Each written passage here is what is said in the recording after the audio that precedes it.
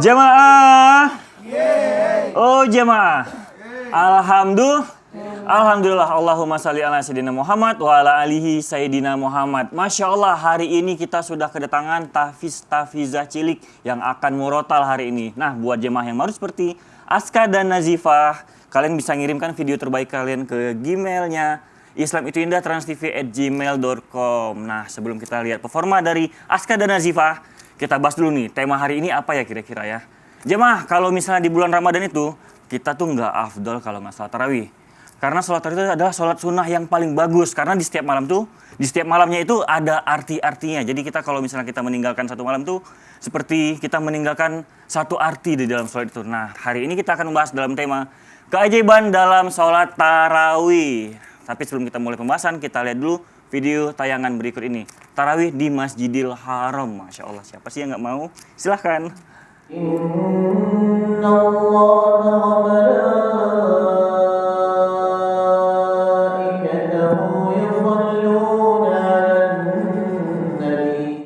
Nah, sekarang saya udah duduk di kursi ini nih bersama guru-guru kita di sini. Tapi sebelum kita mulai pembahasan, saya mau tanya-tanya dulu dong kabar-kabar guru-guru ini. Saya semangat selalu. Semangat dong, karena Iya kan di bulan kita Ramadan. Malu, Ramadan ini kan datanya sekali setahun. Bener, terus kan kita nggak semangat sih dengan di bulan Ramadan, karena bulan Ramadan ini bulan yang paling bahagia. Tapi sih. saya senang nggak? Terima kasih Ustaz Mana, Ustaz Bani. Assalamualaikum. Waalaikumsalam. Masya Allah. Udah lama kita nggak ketemu ya Ustaz ya. Ustaz Bani gimana? Sehat? Alhamdulillah sehat. Alhamdulillah. Semangat. Pokoknya tetap Ramadan, bahagia insya dan semangat ya, apalagi di bulan puasa. Abang kita gimana Ustaz Abang Syam? kita. Abang kita ini. Ya iyalah. Rasanya. Yang mana Gimana, Bang? senior? Ustaz sama atau Rian? Aku lebih Ustaz sama. kakak dibandingkan. Iyalah, jadi abang kita, bener kan? Siap. Nah, baiklah kalau gitu pertama saya mau bertanya nih sama Ustaz Bani. Ustaz Bani, gimana nih, bener nggak sih kalau keajaiban sholat tarawih itu bisa menyelamatkan dari kekurangannya ibadah wajib? Silakan Ustaz. Masya Allah. Mohon izin guru kami, Ustaz Maulana, Ustaz Syam, Mas Rian, dan juga guru kami dimanapun berada. Bismillahirrahmanirrahim. Assalamualaikum warahmatullahi wabarakatuh. Waalaikumsalam warahmatullahi wabarakatuh. Alhamdulillah wassalatu wassalamu ala rasulillah wa ala alihi wa ashabihi wa mawalah. La hawla wa la quwata illa billah. Para pemirsa Islam itu indah dimanapun berada, Masya Allah, sekarang kita sudah berada di bulan suci Ramadan. Maka tidak ada yang paling utama yang kita kejar kecuali adalah mendekat kepada Allah Subhanahu wa taala. Dan di antaranya adalah dengan melaksanakan salat tarawih nih. Nah, para pemirsa yang dirahmati oleh Allah Subhanahu wa taala, salat tarawih memang sunnah hukumnya, tapi sunnah ini itu melengkapi dan menyempurnakan kekurangan-kekurangan dari ibadah wajib kita. Rasulullah sallallahu alaihi wasallam bersabda dalam riwayat Imam At-Tirmidzi bahwasanya baginda sallallahu alaihi wasallam mengatakan inna awwala ma yuhasabu bihil 'abdu yaumil qiyamah as-shalah. Yang pertama kali dihisab besok hari kiamat adalah salat kita. Kalau salat kita sempurna, faqad aflaha wa anjah, maka dia beruntung dan dia akan sukses. Tapi kalau seandainya salatnya tidak beres, fa in fasadat, kalau rusak salatnya, maka faqad khaba wa khasira, dia rugi dan juga dia akan celaka. Nauzubillah min dzalik. Jadi nanti dicek tuh. Salatnya gimana? Beres, yang lain beres, lewat, pas, lewat. Tapi kalau salatnya bermasalah, apakah langsung celaka Ustaz? Entar dulu. Kata Rasulullah SAW, Allah Subhanahu wa taala akan berkata kepada para malaikat, para malaikat, entar dulu, jangan kau bawa ke neraka dulu. Kenapa? Cek dulu. Coba cek hal min tatawwu'in. Ada enggak salat-salat sunnahnya? Fayukammilu biha. Nanti salat-salat sunnah ini akan menyempurnakan, melengkapi kekurangan-kekurangan dari salat-salat fardu atau ibadah-ibadah wajib kita. Maka jangan sampai udah fardunya kurang, tarawihnya pun kurang. Nongol di 3 hari pertama, abis itu hilang. Nauzubillah min dzalik. Maka sempurnakan salat tarawih kita. Ibadah sunnah ini memang sunnah dia, tapi sunnah untuk dikerjakan demi melengkapi ibadah kita besok di hari Hisab agar kita selamat. Amin. Dan selain itu kata Rasulullah SAW dalam Sahih Bukhari mengatakan wa ma yazalu 'abdi yataqarrabu ilayya bin nawafil hatta uhibbah. Senantiasa ada hamba-hambaku yang terus melakukan ibadah-ibadah sunnah hatta uhibbahu, sampai aku cinta sama dia.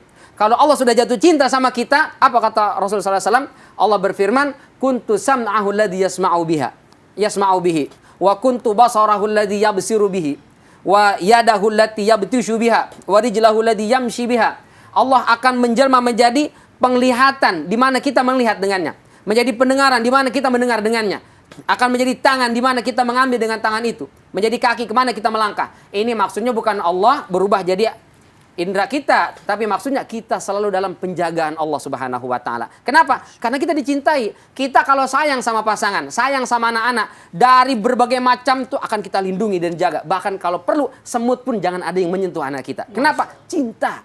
Maka kalau kita menjaga sholat sunnah kita, Allah akan cinta kepada kita, dilindungi dan dijaga dari semua macam mara bahaya. Ayo, jangan sampai alfa, jangan sampai absen, jangan sampai tidak hadir sholat tarawih ya.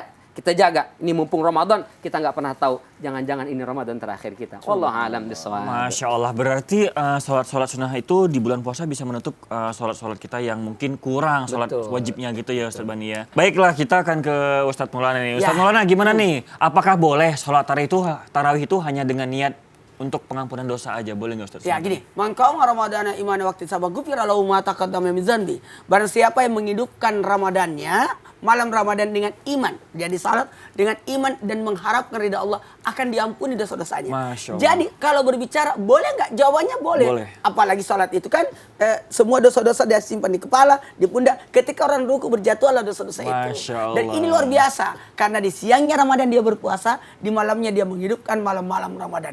Jadi bentuk pengampunan yang luar biasa. Masya Jadi tidak mesti malam Lailatul Qadar. Termasuk ini sudah mendapatkan kemuliaan ampunan yang luar biasa lewat salat-salat yang dilakukannya. Apalagi kalau kita bisa memuliakannya, itu mantap. Masya Jadi Allah. ini buat yang di rumah, jangan cuma semuanya dihidupkan. Makanya Lailatul Qadar itu diumpetin. Seandainya orang tahu, cuma datang aja di malam 27, nggak usah malam yang lain. Tapi kan kita tidak tahu Kapan turunnya itu? kapan datangnya. Sesuatu yang kapan datangnya berarti kita mempersiapkan. Gitu. Masya Allah, terima kasih Ustadz Maulana. Nah, jadi jemaah di rumah nih setiap malam tuh harus dijalankan tarawihnya biar luntur semua dosa-dosa Malam kita. pertama dia puni dosa, malam kedua Ramadan dia puni dosa orang tua, malam ketiga Ramadan dia puni dosa 2 tahun, malam keempat Ramadan Bener. diberikan pahala atam kurang 5 Ramadan diberikan pahala seperti orang salim istilah Arab. Nanti Karena lanjut. setiap malamnya ada arti-artinya kan, Ada Ustadz? setiap malam. Masya Allah, jadi kita harus menjalankan ibadah tarawih. ya Masya Allah, Allah. terima kasih Ustadz Maulana. Ya, Nah, ya, Ustadz ya. Syam, Ya. sebenarnya ada nggak sih sejarahnya sholat tarawih ini? Silakan Ustadz Syam. Baik, bismillahirrahmanirrahim. Tabe, Ustadz Bani, Ustadz Maulana, Tukurian serta guru-guru kami yang dimuliakan Allah Subhanahu wa taala. Allahumma inna nas'aluka ridhaka wal jannah wa na'udzubika min sakhatika wan nar. Sering sekali kita mendengarkan daripada wirid ini di malam-malam Ramadan ketika kita dipimpin dengan membaca nasyhadu an la ilaha illallah wa nastaghfirullah nas'aluka ridhaka wal jannah wa na'udzubika min sakhatika wan nar. Lalu dilengkapi dengan doa, Allahumma innaka afuwun karim, tuhibbul afwa fa'fu anna ya karim. Senantiasa di malam-malam Ramadan, di siang hari Ramadan kita mendengarkan doa ini. Dan alhamdulillah ala kulli hal, kita telah masuk bulan suci Ramadan dan salah satu yang kita kejar adalah menghidupkan malam-malam Ramadan. Tadi disampaikan bahwa siapa yang menghidupkan malam Ramadan, maka Allah akan mengampuni dosa-dosanya yang telah lalu. Maka ketika ditanyakan sejarah daripada sholat tarawih ini, ternyata baginda Nabi SAW, ya tentu saja contoh kita adalah baginda Nabi Muhammad SAW. Suatu ketika Nabi SAW di malam Ramadan setelah sholat Isya, Nabi melaksanakan sholat tarawih. Kemudian di malam kedua Nabi pun melaksanakannya. Malam ketiga semakin banyak jamaah yang datang ke masjid, subhanallah. Maka dalam riwayat disebutkan antara malam ketiga ataupun malam keempat Nabi sudah tidak datang lagi ke masjid. Maka pada subuh harinya, di pagi harinya Nabi SAW bersabda kepada para sahabat, saya mengetahui apa yang kalian lakukan semalam. Kalian berkumpul di masjid menunggu daripada sholat yang akan kita lakukan bersama, namun saya tidak ke masjid. Karena saya khawatir ketika saya memimpin kalian untuk sholat tarawih, saya khawatir Allah menjadikan itu wajib bagi umatku. Sedangkan aku mengkhawatirkan umatku yang akan datang belakangan. Subhanallah. Nabi memang mengkhawatirkan kita. Khawatirnya nanti kalau menjadi wajib banyak yang meninggalkannya. Buktinya banyak yang mengutamakan di awal-awal Ramadan saja, akhirnya di akhir-akhir Ramadan sudah tidak ikut sholat tarawih. Akhirnya pada zaman Nabi SAW, Nabi itu banyak sholat tarawih di rumah. Lalu pada masa Nabi SAW, suatu ketika Nabi juga pernah melihat sahabat Ubay bin Ka'ab radhiyallahu anhu warḍah. Nabi melihatnya, kemudian Nabi bertanya, siapa mereka? Mereka adalah kelompok orang yang tidak lancar baca Qur'annya. Orang yang tidak hafal Quran, yang tidak lancar baca Qur'annya, akhirnya diimami oleh sahabat Ubay bin Ka'ab. Jadi tarawih berjamaah itu bukan dimulai dari Sayyidina Umar bin Khattab sebenarnya, tapi dimulai dari masa baginda Nabi SAW, yang mana ada orang-orang yang bermakmum kepada Sayyidina Ubay bin Ka'ab. Karena pada saat itu Sayyidina Ubay bin Ka'ab juga adalah salah seorang yang paling fasih bacaan Al-Qur'annya. Maka pada masa Sayyidina Abu Bakar As-Siddiq, banyak yang melakukannya di rumah-rumah masing-masing, ada yang di masjid tapi berkelompok sebagaimana di masa Nabi. Namun di masa Sayyidina Umar bin Khattab radhiyallahu anhu, Sayyidina Umar bin Khattab melihat kalau kayak gini sahut-sahutan, gimana kalau satu imam aja gitu ya. Maka ditunjuklah orang yang pernah jadi imam tarawih pertama kali di masa Nabi, yaitu Sayyidina Ubay bin Ka'ab untuk menjadi seorang imam, lalu semuanya ikut di belakang Ubay bin Ka'ab radhiyallahu anhu. Maka pada saat itu dimulailah tarawih 20 rakaat plus 3 witir. 20 rakaat plus 3 witir. Lalu di riwayat yang lain ada yang mengatakan 39 rakaat. Ya, 36 tarawih tambah 3 witirnya. Kemudian ada yang 8 rakaat tambah 3 witirnya. Wallahu ta'ala a'lam. Masya Allah, terima kasih Ustadz Syah. Sama-sama. Kalau gitu Ustadz Maulana, aku mau dong diampuni dosanya. Apalagi ini kan di bulan Ramadan ya Ustadz ya. Bisa. Bisa? Bisa diampuni. Mau diampuni enggak? Gimana caranya Ustadz? Caranya itu salat sunat tarawih. Hah? Sholat tarawih? Iya. Mau tahu caranya? Gimana Ustadz? Gimana? Mau Kita dong. akan bahas setelah yang satu ini. Makanya jamaah jangan kemana-mana. Kita akan lanjutkan pembahasan bagaimana kita mendapatkan kemuliaan. Jamaah, oh jamaah. Alhamdulillah. Alhamdulillah. Berarti kita sholat tarawih. Iya.